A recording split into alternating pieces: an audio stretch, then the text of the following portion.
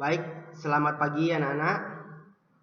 Hari ini kita akan masuk ke dalam materi yaitu kemanusiaan dan kealahan Yesus. Ada yang sudah tahu belum tentang kemanusiaan dan kealahan Yesus itu? Baik, kalau begitu mari kita mulai. Kemanusiaan dan kealahan Yesus. Yesus Kristus itu memiliki dua dimensi. Antara lain, satu, dimensi kemanusiaan, dan yang kedua adalah dimensi kealahan.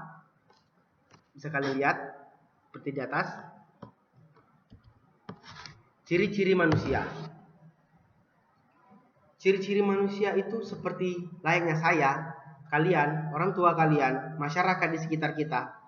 Itu pasti kita bakal bisa merasakan haus, merasakan lapar, merasakan amarah, merasakan rasa sakit. Kita semua juga dilahirkan oleh seorang ibu. Kita juga dituntut untuk bekerja. Contohnya saja hal kecil. Kalian sebagai anak murid, di rumah kalian dituntut untuk bekerja. Bekerja seperti apa yang dituntut untuk kalian? Oke, kalian dituntut untuk mengerjakan tugas, contohnya. Terus yang kedua, mungkin kalian membantu orang tua kalian mencuci piring, menyapu, mengepel lantai. Itu adalah salah satu tugas yang diberikan untuk kalian yang bisa kita sebut sebagai bekerja. Sedangkan ini ciri-ciri kealahan. Ciri-ciri kealahan itu bekerja di luar nalar manusia. Apa sih sampai kita bisa bilang bekerja di luar nalar manusia? Seperti ini contohnya. Menciptakan manusia, menciptakan alam semesta, menyembuhkan orang sakit, membangkitkan orang mati, membuat mukjizat. Hal-hal seperti ini kan kita sebagai manusia biasa itu kita tidak bisa melakukan hal-hal seperti ini. Bahkan mungkin orang yang mempunyai kekuatan super pun juga belum bisa melakukan hal-hal seperti ini. Selain Allah gitu ya. Baik, dimensi kemanusiaan Yesus sebagai makhluk ciptaan. Jikalau tadi kita sudah membahas ciri-ciri manusia, sekarang kita juga menyebutkan dimensi kemanusiaan Yesus. Jadi Yesus itu diciptakan sebagai manusia juga. Ada ciri-ciri khususnya. Yang pertama, tentunya Yesus juga dilahirkan oleh Bunda Maria, ibunya. Lalu Yesus juga bekerja menjadi tukang kayu. Yesus juga pernah marah. Yesus juga merasakan sedih. Yesus juga merasakan lapar. Yesus juga merasakan ketakutan. Yesus juga mengalami kematian. Untuk semua yang Bapak paparkan di PowerPoint ini, kalian silahkan membuka Alkitab. Sudah Bapak cantumkan di setiap sub-subnya agar lebih memudah kalian dalam mencari. Kalian bisa lihat ayat-ayatnya yang menyebutkan sub-sub yang Bapak sebutkan ini. Contohnya di Lukas 2 ayat 1 sampai 7 itu mengatakan Yesus dilahirkan oleh Bunda Maria. Markus 6 ayat 3, ia bekerja menjadi tukang kayu. Bisa kalian cari. Setelah kita berbicara tentang dimensi kemanusiaan, sekarang kita berbicara tentang dimensi kealahan Yesus itu sebagai manusia. Yesus itu adalah firman yang menjadi manusia. Bisa kalian baca di Yohanes 1 ayat 1 dan 4. Juga Yesus adalah sabda yang menunjukkan dia sebagai Allah. Jadi ada sabda Yesus yang menunjukkan dia itu sebagai Allah. Bisa kalian baca di kitab yang sudah Bapak sediakan di PPT. Kemudian Yesus itu juga melakukan beberapa mukjizat. Contoh-contohnya juga sudah Bapak cantumkan di PowerPoint. Kalian bisa melihat dan membacanya sendiri. Mungkin nanti dari beberapa ayat suci ini akan Bapak jadikan sebagai tugas. Jadi jikalau kalian tidak membuka ini, kalian tidak akan tahu mengenai tugas yang akan Bapak berikan. Yesus itu benar-benar hidup sebagai manusia dan juga menunjukkan dirinya sebagai Allah. Mengapa Yesus mau menjadi manusia? Tentu saja karena Yesus itu peduli kepada manusia. Yesus ingin manusia diselamatkan melalui pengampunan. Yesus itu sempurna dalam kealahan dan sempurna juga dalam kemanusiaan. Kenapa Yesus disebut sempurna dalam kealahan? Itu yang pertama itu karena dia adalah firman yang keluar dari Allah. Yesus pernah berkata, "Aku keluar dan datang dari Allah."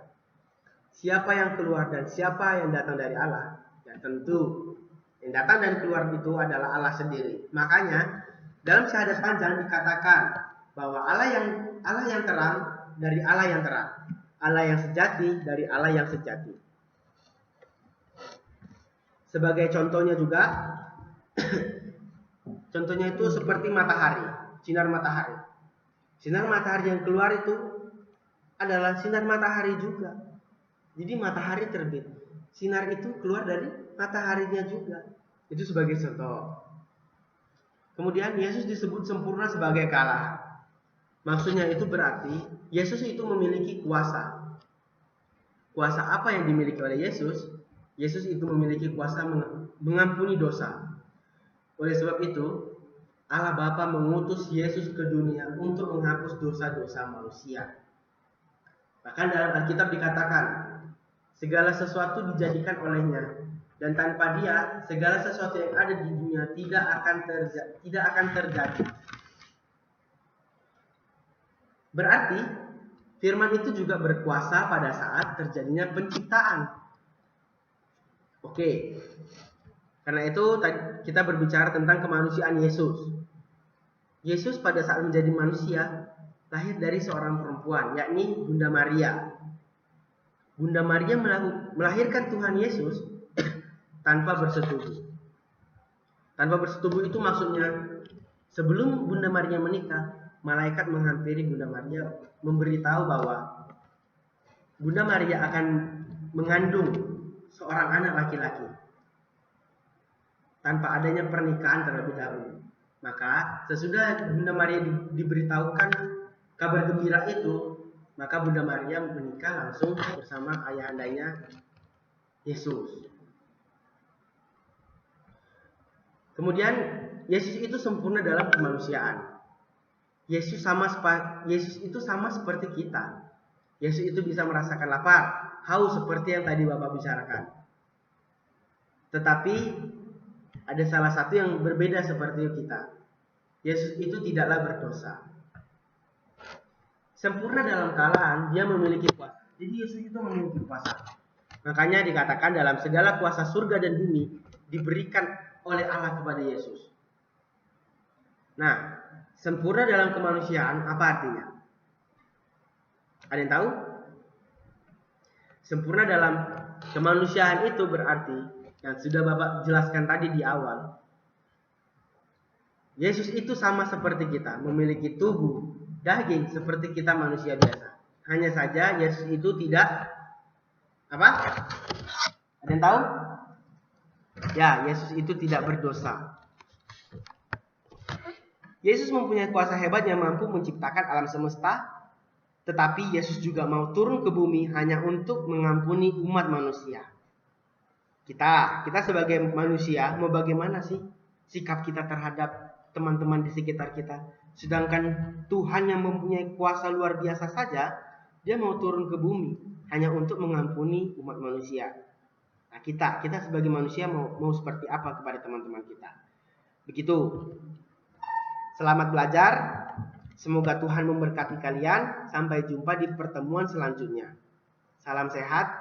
Jangan lupa untuk selalu berdoa. Dah.